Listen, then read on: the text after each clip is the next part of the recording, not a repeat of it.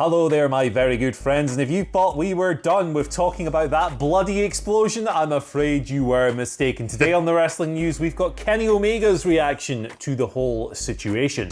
A backstage update on the surreal segment between Braun Strowman and Shane McMahon last night. We will show you some pretty gross images of Sheamus and Drew McIntyre's backs after last night's hard-hitting Raw brawl. And a major update on the WWE Network archive moving to Peacock. I'm Adam Wilborn. And I'm Andy Murray. And this is the news.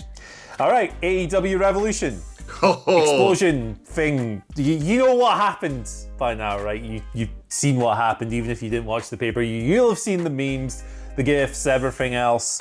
The explosion that wasn't really an explosion, as Eddie Kingston shielded Jon Moxley in the middle of the ring at the end of the pay-per-view. Kenny Omega, who beat Jon Moxley in the exploding barbed wire death match, of course, was apparently left less than pleased by what went down. A report here from Brian Alvarez on Wrestling Observer Live, saying that the AEW World Champion was furious with what went down. There's no further explosion? There's no further details on the matter other than that, but it's easy to see why Omega would be a little bit frustrated with what happened, because it undermined everything they tried to accomplish in the match and what they tried to accomplish, with the angle afterwards, which was very well plotted. The idea of Eddie Kingston, who feuded with Moxley last year, coming down to try and save him from the blast after kind of earning that begrudging respect through the feud, is really compelling. And he laid down on him and the countdown expired and everyone's panicking and it just went... I can't really make a lamer noise than that, but it didn't. That's pretty spot on, to be fair. Yeah, it wasn't bad, was it? It wasn't bad. Tony Khan tried to style this out on his post-show media call. He was like, "Hey, well, Omega built a dud bomb." Moxley said kind of the similar thing in his post-match promo. We're going to talk a little bit more about this in one of our Twitter questions, so I won't go any further than that. But that was Omega's reaction, according to Brian Alvarez on Wrestling Observer Live. I'm not surprised by this at all. No, exactly. Completely understandable to have that sort of reaction. Because like you say, it just overshadowed everything. I loved Moxley's post-match promo to just sort of save face with that crowd that were obviously pretty frustrated with... I mean, I don't think they anticipated watching two men die in the centre of a ring, but they expected a kaboom at least. Yeah. I don't know about old Tony Khan's. Oh, yeah, I guess so. It's a weird way of handling it.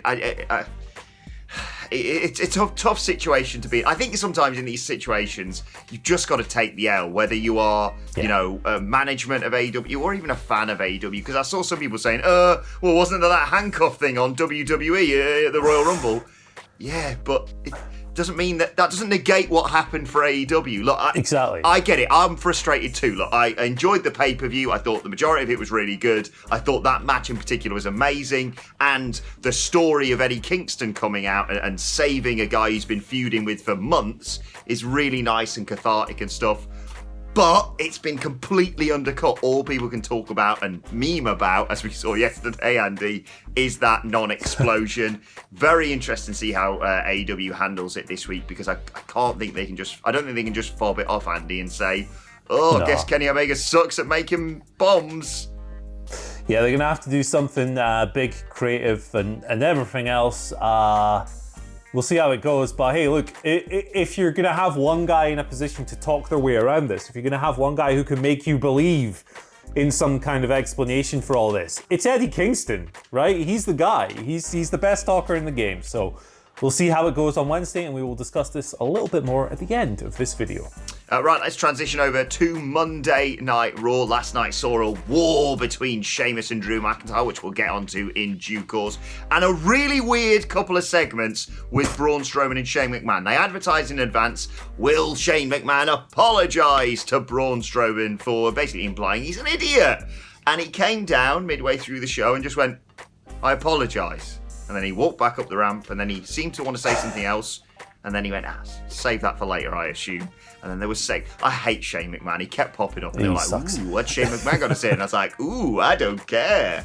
Anyway, later on, Shane comes down, calls out Strowman, then does this weird thing where he's like, oh, sorry, the mic's not working, gets a different mic, goes halfway up the ramp, sort of dances around calling him stupid again, implies it, says, oh, you could say big man, small brain, or whatever, or, thick as two short planks, or it's not my words, it's other people's words. And then in the end, he sort of goes, Braun, and sort of goes, yeah, you're thick, actually, and then legs it, runs backstage, seemingly jumps in a car. Braun Strowman goes chasing, the car drives off. Braun Strowman goes, oh, guess that's him gone then. Walks off, and Shane McMahon, of course, isn't in the SUV, as we saw. He's actually just hiding around, and he's like, guess Braun Strowman is stupid. It was weird. It was dumb, and per Fightful Select, it went exactly to plan. I love the fact that they think this. This was basically done to make Shane McMahon less likeable. Mission accomplished, guys. He's like dithering, his bumbling around, his lack of commitment to the bit, basically. That was all part of it to make us dislike Shane McMahon more. You really didn't have to try hard for me, guys. But I just love the idea of that surreal, it felt like about a 15-minute segment of him going, I'm not saying you're stupid, I'm just saying other people might say, you're a bit thick or whatever. They do that. I watched that agape, Andy, going, what are they doing here? And then they walk backstage and just, it's high fives everywhere. Woo! Nailed it! Nice work, guys! What was that? This was a really weird viewing experience, wasn't it? The whole thing, from start to finish, I was like, Shane forgot the script here? Yeah, I thought that. It's unlike him, a guy who's been on TV for years and years and years, but okay, maybe it's a mistake, that's fine, we can forgive that, everyone makes mistakes. But no, it was exactly what WWE had planned all along. This was, the whole deal and the way it stretched out across the show was just a deeply bizarre, is the only real word I can think that does it justice. It wasn't clean or crisp viewing experience. It didn't really do anything to make me want to see these two guys fight, which is presumably what they're going to do at WrestleMania. And look, I like a Shane McMahon stunt show as much as the next guy, but against Braun, and the basis of the feud is that Shane thinks Braun is dumb. I don't know, this whole deal is extremely strange. They do a good job of making Braun look really dumb for. He's just kind of standing around going, what do you mean, Shane McMahon? What do you? They could be doing a lot better. That's what I'll say. Exactly. By the time this segment was finished, I was thinking about Shane McMahon and a word that rhymes with stunt. A cunning stunt at that. Anyway, let's transition over to something that was really good on Raw. Drew McIntyre and Sheamus. Again, second week in a row, they just killed it. This time it was a no DQ match. It ended when they just kind of launched stairs into each other's faces. All right, they picked them up, they barged into each other at ringside.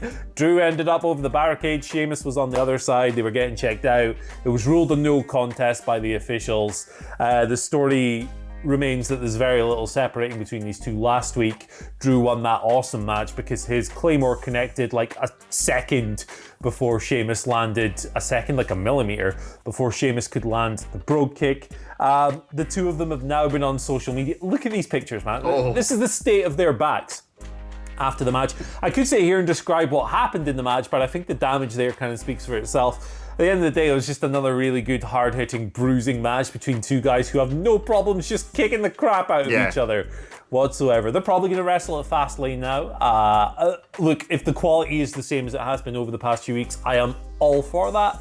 These matches have ruled. They've really been a high point on Raw over the past fortnight. So more of this, please. But I don't really want to look at that picture of Drew's back in particular for a while. Says the guy who enjoyed a death match at the weekend. I know, but here we are. Yeah, as you kind of pointed out on Twitter as well, Andy, Sheamus is just so, yet again, proving why he's so underrated. He just knocks it out of the park. He's obviously having a great time working with his, well, in kayfabe, former best friend, Drew McIntyre. They are beating the piss out of each other on a weekly basis. I really enjoy it. It's one of the highlights of Monday Night Raw for me. And did anyone get echoes of the male Simpsons in terms of the bloke side of the Simpsons family where they just run at each other with helmets? That's what I got from that finish to the match, basically. But yeah, more of this, and like you say, if they're just going to have a wild plunder brawl again at Fastlane, yeah, I'm kind of here for it because they've got their main event at Fastlane. It's Daniel Bryan versus Roman Reigns, so let's put some bonkers stuff on it as well. Just to point out too, on last night's Monday Night Raw, 2 title defenses. We had Bobby Lashley retaining the WWE Championship against The Miz, of course, and that long-awaited tag team title match between Shayna Baszler and Nia Jax and Lana and Naomi. And shock horror, you'll never guess, but Lana and Naomi didn't win the tag titles. Never mind. At least there's 5 other number 1 contenders for those solid titles. Right, let's finish up today by talking about the WWE Network transitioning over to Peacock. Of course, there's a full press release that came out regarding that, confirming that the move to NBC streaming platform is going to commence on the 18th of March, which is only 9 days away. That is just 3 days, of course, prior to Fastlane 2021, the Fastlane pay-per-view. And then the WWE Network app is going to be terminated on the 4th of April. You're going to have to manually sign up, only if you're in the States, this is, of course.